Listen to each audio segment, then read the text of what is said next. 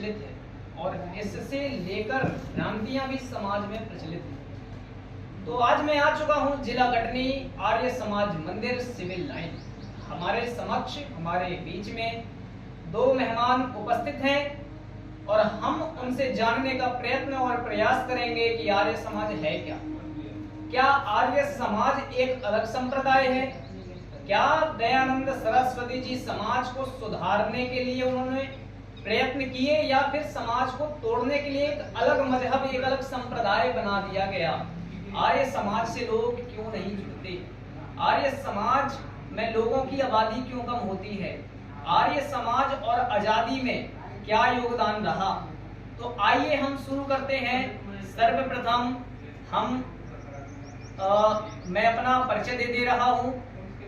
तो मेरा नाम है राजकमल आर्य और मैं एक पत्रकार हूं और हमारे बीच में जो दो आर्य समाज के सदस्य हैं, हम उनसे चाहेंगे कि सर आप अपना परिचय दीजिए। मैं नागेश्वर प्रसाद आर्य इस समाज से करीब 50 सालों से जुड़ा हुआ हूँ। सबसे पहले आर्य को कहीं ढूंढिए आप तो श्री राम ने, कृष्ण जो भी हैं, सबने आर्यों का संबोधन में आर्य किया है। कहीं उन्होंने एक परिचय के रूप में आर्य दिया है। आर्य एक अच्छे लोगों की संस्था है जिसमें अच्छे विचार होते हैं। निखिल सर, मैं आपसे ये पूछना चाहूंगा कि आर्य समाज बहुत कहा जाए तो भारत का पहला और आरएसएस के पहले का एक प्रकार से संगठन है ना? तो क्या आज इसकी आवश्यकता है कि मेरा उद्देश्य किसी संगठन का विस्तार या किसी संगठन को उजागर करना नहीं है। मेरा बस ये कि जो चीज़ श्रेष्ठ है, तो आर्य श्रेष्ठ इसलिए है कि सबसे पहले हमारे यहाँ जो शिक्षा पद्धति थी वो गुरुकुल के हिसाब से थी और आर्य समाज के सबसे श्रेष्ठ गुरुकुल माने जाते थे जिसमें हमें सारी प्रकार की शिक्षा, दीक्षा, अस्त्र शस्त्र, विज्ञान, सारी चीज़ें सिखाई जाती थी। एक उसमें राजा के बच्चे से लेकर और एक गरीब बच्चा, दोनों वहाँ पे शिक्षा को समान ढंग से प्राप्त करता था। तो मेरा बस ये है आर्य समाज के प्रति कि आर्य समाज एक अच्छे गुरुकुल और अच्छा शिक्षा और अच्छे ज्ञान को बढ़ाने के लिए इस पूरे भारत में अपितु संसार में इसको बहुत जरूरी है बढ़ाना। सर, इन्होंने अभी एक बात कही कि गुरुकुलीय शिक्षा, उसमें एक प्रश्न निकलकर यह आता है कि क्या आज के इस वर्तमान युग में गुरुकुलीय जैसे प्राचीन संस्कृति या शिक्षा पद्धति या परंपरा की आवश्यकता है? आपको ऐसा प्रतीत होता है क्या? ये बहुत ही आवश्यक है और हर लोगों को गुरुकुल शिक्षा का समर्थन करना चाहिए, उसमें योगदान देना चाहिए। जब तक गुरुकुल हमारे पास था, गुरुकुलों में हमारे बच्चे पढ़ते थे, तब तक हमारा देश बिल्कुल सबसे आगे था, गुरु था, विश्व गुरु था ये। और जब से हम लोगों ने गुरुकुल शिक्षा को छोड़ करके आधुनिक शिक्षा में गए, तब से हमारा ये ह्रास होना शुरू हो गया। बहुत अच्छा। तो सर, इन्होंने कहा कि आधुनिक शिक्षा के कारण आज बहुत कुछ ह्रास हुआ है, तो है ना? तो आपके मतलब क्या कहना चाहेंगे? क्या फिर मॉडर्न एजुकेशन बंद कर देना चाहिए? बिल्कुल नहीं, ऐसा नहीं है। हमें जो चीज़ सिखाई गई, आज भारत देश ने सिर्फ दया और करुणा का भाव रखा। भारत देश में सभी प्रकार के थे लोग, लेकिन भारत देश ने मुस्लिम की गुलामी भी सही, अंग्रेजों की गुलामी भी सही। तो उस कहने का मेरा तात्पर्य बस यही है कि आधुनिक शिक्षा, हमने जिस चीज को मान लिया, लॉर्ड मैकाले ने जिस शिक्षा को बढ़ा के गए थे, उसी शिक्षा को हमने आधुनिक शिक्षा बना ली। और आज यदि किसी का बच्चा विदेश में पढ़ रहा है तो वो बहुत आपकी प्रसिद्धि की बात होती है, क्योंकि हमने उसको मान लिया है। और आज कई विदेशी ऐसे भी हैं जो भारत में गुरुकुल शिक्षा ग्रहण करने आते हैं। उनने अंग्रेजी शिक्षा का प्रचार किया और अंग्रेजी को हमने आधुनिक मान लिया, लेकिन हमने क्या संस्कृत का प्रचार करने गए? हम क्या विदेश में संस्कृत का प्रचार करने गए? हमारे यहाँ से स्वामी विवेकानंद अमेरिका में अपना कुछ ज्ञान वहां पे जब विस्तार किया तो पूरे लोग आज भी स्वामी विवेकानंद को जानते हैं। हम में से यदि कोई स्वामी विवेकानंद तो नहीं बन सकता, एक व्यक्ति भी यदि वहां जाके अपना ज्ञान वहां पे बढ़ाता है तो हम मानते हैं कि उस संस्कृत को भी मॉडर्न स्टडी और आधुनिक शिक्षा का नाम दिया जाएगा। तो सर एक बात निकल कर आई, महर्षि दयानंद सरस्वती, इनके पहले जितने भी सन्यासी हुए या इनके बाद हुए तो किसी के आगे स्वामी लगाया जाता है, तो आपने ऋषि लगाते तो लगाते, आपने महर्षि लगा दिया। क्या ये एक सामान्य सब व्यक्ति जो 200 वर्ष पहले जन्म लिया हो, आप स्वामी लगा सकते थे, ठीक था, लेकिन ऋषि दयानंद जो शब्द लगता है, ऋषि और ऋषि के साथ महर्षि, मतलब महान ऋषियों की कैटेगरी में आ जाना, क्या ये उचित लगता है आर्य समाज को?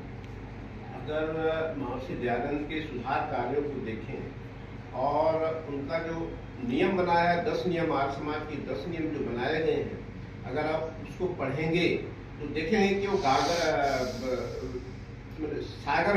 गागर में सागर है और उससे बढ़कर कुछ भी नहीं है। उसका एक एक नियम आदमी को सब अंधकार से दूर करके प्रकाश की ओर ले जाता है।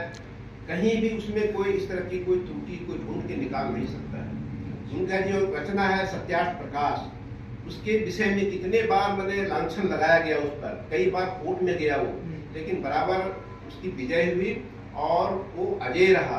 वो ग्रंथ एक ऐसा ग्रंथ है जो सारे ग्रंथों का निचोड़ है, जिसको बहुत मेहनत से उनने सत्यार्थ प्रकाश का ये किया, बहुत अच्छा संकलन किया। तो जैसा कि आर्य जी ने बताया कि सत्यार्थ प्रकाश बहुत सारे ग्रंथों का निचोड़ है, तो क्या आप ये कहना चाहते हैं कि अन्य ग्रंथों को नहीं पढ़ाना चाहिए, केवल सत्यार्थ प्रकाश पढ़ाना चाहिए? ग्रंथ, वेद, ये सारी चीजें सभी की हैं और सब मजहब, सभी धर्म के अपने अपने विशेष विशेष ग्रंथ हैं, लेकिन सत्यार्थ प्रकाश एक वैज्ञानिक और पूरा वेदों के, वेद में जितने विज्ञान, वेद के विज्ञान के हिसाब से और उसमें पिछले आज आधुनिकता के हिसाब से जो भी उसमें आपके नियम बनाए गए हैं, यदि उसका कोई पालन करता है तो उसका पूरा जीवन श्रेष्ठ रहता है। ये हम नहीं, कई लोगों ने इसका बिल्कुल सत्यापन किया है और हमारे सत्यार्थ प्रकाश को पढ़ने के बाद ही भगत सिंह क्रांतिकारी बने, सरदार वल्लभ भाई। सर मैं ऐसे करिएगा, मैं यहाँ रोकना चाहूंगा। आपने कहा भगत सिंह सत्यार्थ प्रकाश पढ़कर क्रांतिकारी बने जी, लेकिन उनकी एक पुस्तक है मैं नास्तिक क्यों जी। तो यदि वो नास्तिक थे, उन्होंने आस्तिकता वाला ग्रंथ कैसे पढ़ लिया? आर्य समाज या नास्तिकवाद, नास्तिकवाद 2 प्रकार के होते हैं। नास्तिकवाद, एक नास्तिक उसको माना जाता है आज के आधुनिक संसार में जो पूजा पाठ का दिखावा नहीं करता, जो अगरबत्ती नहीं लगाता, जो मजीरा नहीं वो करता, जो चिल्ला चिल्ला के भजन नहीं गाता, उसको नास्तिक कहते हैं। हम जब हिंदू धर्म में हमारा जन्म होता है उसी दिन से हम आस्तिक हो जाते हैं, क्योंकि हमारा हिंदू धर्म, सनातन धर्म में हमारा जन्म हुआ। हमारे प्रत्येक डीएनए में एक एक अंग में हमारे सनातन और हिंदू धर्म बिल्कुल विराजमान है, क्योंकि हम हैं ही हिंदू और सनातन। यदि हम अगरबत्ती नहीं लगा रहे, दिया नहीं जला रहे हैं, हवन यज्ञ नहीं कर रहे हैं, या हम चिल्ला चिल्ला के भजन नहीं गा रहे हैं, जय श्री राम नहीं चिल्ला रहे, इसका मतलब ये नहीं कि हम नास्तिक हैं। हमारे चित्त में बहुत अच्छा सर। आदरणीय महर्षि दयानंद सरस्वती ने नारियों के लिए क्या क्या कार्य किए हैं? जहाँ तक नारियों का सवाल है, महर्षि दयानंद ने नारियों के लिए जो किया वो किसी ने आज तक नहीं किया। लोग अभी भी बोलते हैं गायत्री मंत्र का पाठ नारियां नहीं कर सकती हैं, लेकिन महर्षि दयानंद ने कहा कि गायत्री मंत्र ऐसा मंत्र है जो जिस पर सबका अधिकार होना चाहिए और उससे मैंने जो विकास हुआ है नारियों का वो शायद कभी न, आज नारियों का जो मैंने विकास हुआ है, आगे बढ़ी है, वो महर्षि दयानंद का उसमें बहुत ज्यादा हाथ है। उनने ही वेदों के पढ़ने का अधिकार नारियों को दिया।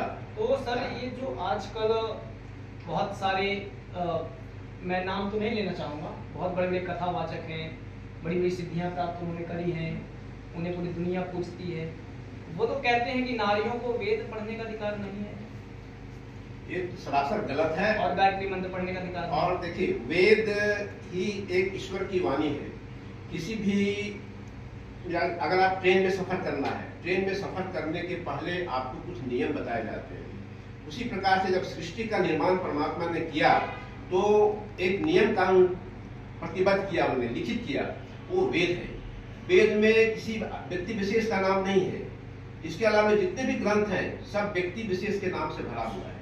और वेद को बने अरबों साल हो गए हैं और उसमें कोई कहीं मैंने ढूंढने से भी कुछ गलत चीज नहीं मिलेगा उसमें। सर, इन्होंने कहा कि वेदों को बने अरबों वर्ष हो गए, लेकिन यदि हम लुसेंट, एशियंट सब पुस्तकें पढ़ते हैं, सेंट जो अपना प्राचीन काल है, तो उन पुस्तकों में पढ़ाया जाता है 5000 वर्ष पहले, ज्यादा से ज्यादा 5000 वर्ष पहले ऋग्वेद आया।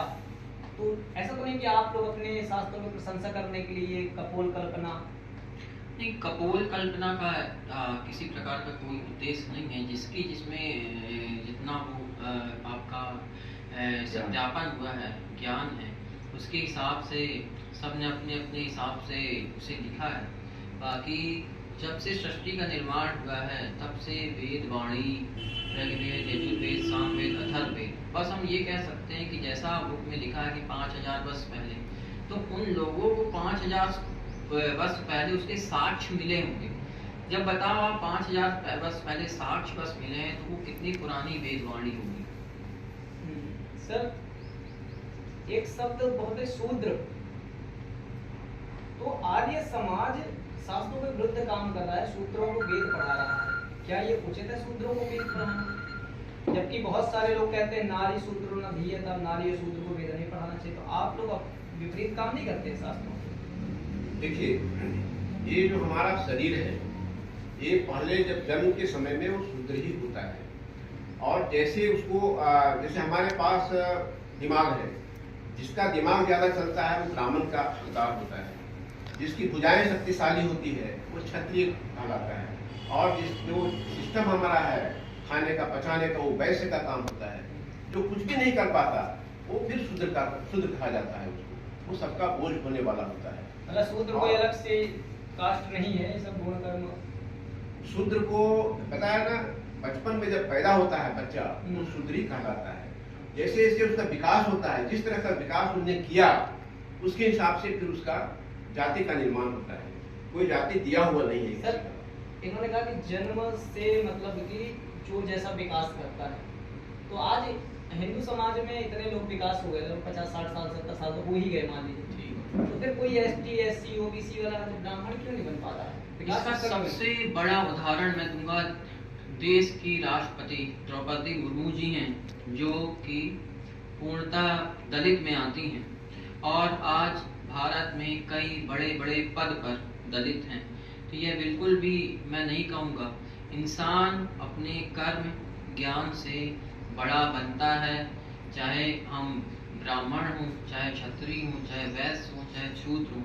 तो यदि आप अपने कर्म से, अपनी दिनचर्या से अपने जीवन को बहुत अच्छे तरीके से चलाते हैं तो आप भी बहुत अच्छे पद और बहुत अच्छे जगह पहुंच सकते हैं। आइए अब कुछ 2-3-4 प्रश्न और अंतिम करेंगे। आर्य समाज और नास्तिकतावाद, ये दोनों का बड़ा ही घालमेल है, क्योंकि आप लोग कहते हैं हम मूर्तियों को नहीं मानते, हम मूर्ति पूजा नहीं करते, तुम्हें करना भी नहीं चाहिए, और आप भगवान राम, कृष्ण, भगवान शिव पर आक्षेप लगाते हैं कि नहीं ऐसा नहीं हो सकता, वैसा नहीं हो सकता, ये ईश्वर नहीं है।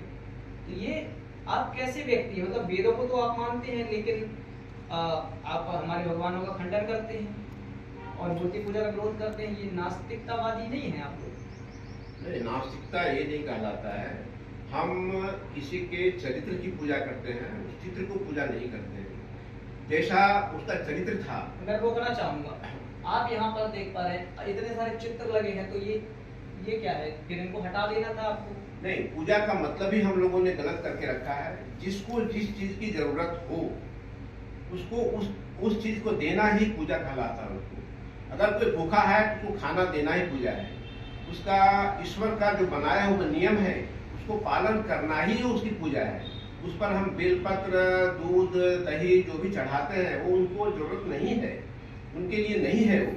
वो मान लीजिए कोई आपका पुत्र है, अगर आपका नाम रटते रहेगा तो आपकी पूजा होगी क्या? आप उससे खुश होंगे क्या? आप चाहेंगे कि मेरा पुत्र मेरे अनुकूल काम करे, मैंने जैसा चाहा वैसा काम किया, तो फिर वो अच्छा पुत्र होता है वो।